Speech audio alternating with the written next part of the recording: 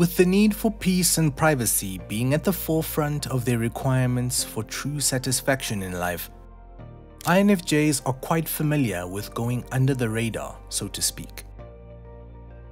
They prefer to stay out of the spotlight for many reasons, but why is it a good idea to apply this secluded approach when it comes to their INFJ MBTI results? Welcome or welcome back, psychos. Before we get into it, we'd love it if you liked and subscribed to our channel, as well as to click the post notification bell so you never miss a video. Alright, let's get right into it, starting with number 1. To not be let down by dismissal and disinterest. We get it. For the INFJ type who is so interested in the minds and behaviors of others, it can be hard to believe that most people couldn't care less about personality type. In fact, it's fair to say that most people view MBTI typology as complete bogus, comparing it to astrological signs with no basis. Of course, INFJs disagree, especially due to the uncannily accurate explanations of their own cognitive functions, behaviors, and thought patterns they've questioned their entire lives. Yet, when it comes to expressing this passionate finding of who they are and why they do things to others, it's not uncommon to get an eye roll, a mock, or a rhetorical follow-up question. Luckily, most INFJs wouldn't be interested in explaining their personality type results any further anyway, especially to someone who doesn't share a similar interest in personalities and the human psyche. So, in their eyes, it's better to simply not share at all, like the other 99% of thoughts they keep to themselves. Number 2. To avoid being tested on the spot. Speaking of keeping thoughts to themselves, one reason for this avoidant thought sharing is that INFJs simply don't want to be tested on their knowledge. While being put on the spot is one of their most challenging social difficulties, when it comes to their thoughts and their understanding of things, INFJs simply have a difficult time articulating their mental calculations. Of course, they must have arrived at their conclusion one way or another, yet despite their own complex comprehension, it's nearly impossible to put things in words for others to understand. And so, when it comes to sharing their personality type, they'll probably be met by either genuine questioning or ingenuine testing on the matter. So, how accurate is that whole personality type system anyway? Doesn't everyone get an INFJ result? To be the rarest personality type, I've met a fair share of people claiming to be INFJs. This type of on-the-spot questioning will put a true INFJ into automatic shutdown mode. Number 3. To avoid doubts and discrimination. Being put on the spot for questioning is one thing, yet flat-out doubtful comments and spiteful reactions are another. When people don't know much about a topic, their understanding can become laced with inaccuracies and ignorance. It's natural to fill in the blanks of unknowingness with rumors and misinformation, but when it's used to spite others who may know a thing or two about the topic, it becomes an act of the ego. For the INFJ who happens to share their personality type or their interest in personality typing to the wrong person, this is a very plausible outcome. We see this all the time on certain MBTI groups and channels here on the World Wide Web. It's not uncommon for an INFJ to be attacked for claiming to be that personality type, or for people to come down on the whole idea of MBTI overall. People assume INFJs think they're smarter, better, or more interesting than other types due to the large community of like-minded people this personality type usually accumulates. Which brings us to number 4. It's an invitation to pick apart the INFJ's traits and habits.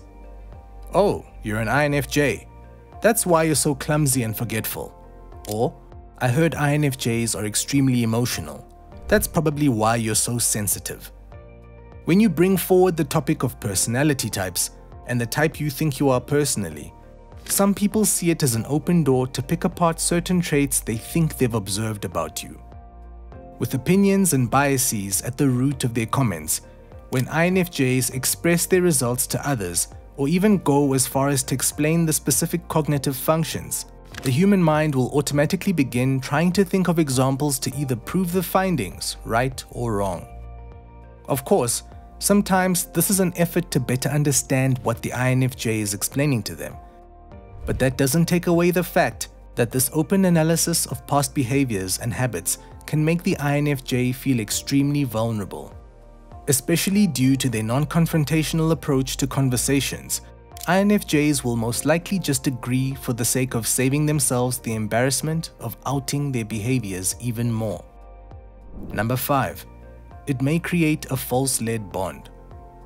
As we mentioned earlier in the video, the INFJ personality type is known for their rather reserved and closed-off demeanor. They naturally prefer to learn more about other people rather than open themselves up for others to learn about them.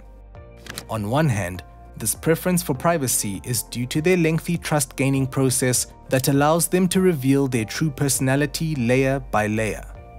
On the other hand, when the INFJ shares the deeper aspects of themselves with someone, an instant connection is made. Since this type often feels so misunderstood, if they were to take the leap to explain their personality type and all the complexities that come with it, that person may actually understand them more than the average person. While this may be an ultimate goal for the INFJ when looking for a new friendship or partner, it may move things along faster than they're normally comfortable with. Best case scenario, it breaks the ice and makes things easier. Worst case scenario, it creates a false bond that ultimately hurts this reluctant type in the end. Number 6. To avoid unnecessary infatuation. Sure, INFJs, like any other personality type, love to be admired for who they are. However, when it comes to personality types, the INFJ in particular is perceived as being some sort of mystical unicorn creature. A creature that is so rare, should you meet one in person, you're lucky to be in their presence. Of course, if you're an INFJ yourself, you'll know that these overrated claims are not exactly accurate. Yes, INFJs are indeed rare, and sure, they come with a unique set of functions that make them stand out from others. But from the outside looking in, it's very difficult to tell. Therefore, it's only when and if the INFJ were to express their personality type to others that their mystery becomes so compelling. In fact, for those who are familiar with MBTI and have yet to meet an INFJ, they probably have heard a thing or two about them, whether it's their empathy, their depth of understanding, or their philosophical nature. These traits may just lead someone to hold a certain level of infatuation with the INFJ, an infatuation that is mostly rooted on over-exaggerations. And lastly, number 7, to avoid being taken advantage of. Well, infatuation doesn't seem so bad if it's riddled with good intentions. But of course, that's not always the case. Unfortunately for the INFJ, it's not a secret that their empathy can get them into some sticky situations and relationships. Through being so caring and understanding, they're known for getting mixed up with people who end up taking their positive personality traits for granted. Before they get the chance to truly master the necessary boundary setting skills, the INFJ is known for being susceptible to narcissistic, one-sided relationships that only end up depleting the INFJ of all their emotional energy. In these circumstances, it only takes 1 or 2 hints for a narcissist to pick up on the desired traits of their next victim. In fact, individuals with these types of personality disorders can sense the level of empathy they require from a mile away. So for an INFJ to communicate the fact that they're indeed this personality type would only confirm their suspicions and confirm their decision to lure an INFJ in. With love bombing and a convincing interest at hand, the INFJ can't help but to fall for the trap. Well, psychos, that's it for today. So, have you ever told someone you're an INFJ and then instantly regretted it? Let us know in the comments below. Also, make sure to leave us a like, share with your friends, and subscribe to our channel so that you never miss a video.